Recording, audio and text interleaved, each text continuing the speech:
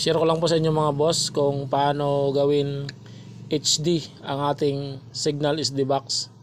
Ito mga boss, i-convert natin ang SD to HDMI gamit itong video converter. Nabili natin ito mga boss sa online.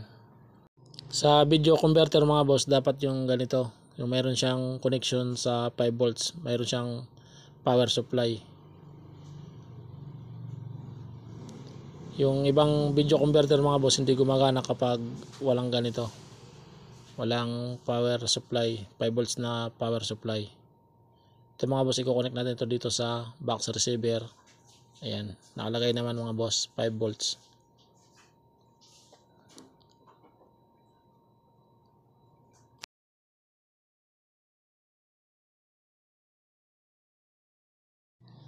Ayan mga boss, nakakonect na. I-connect naman natin ang HDMI at RCA jack. Ito mga boss ang RCA jack. Ilalagay natin dito sa input. Tapos yung output nito mga boss, yung HDMI cable, papunta na doon sa TV. Kasi ang TV, yung ganitong TV mga boss, wala siyang connection sa RCA jack. Kaya kung SD box ang gamit mo, kailangan mo talaga ng ganito, video converter, RCA jack to HDMI.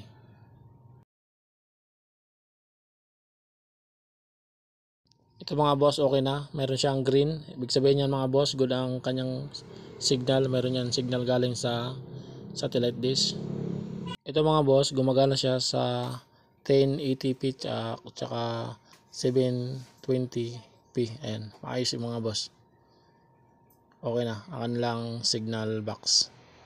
Wala pa mga boss, maraming salamat.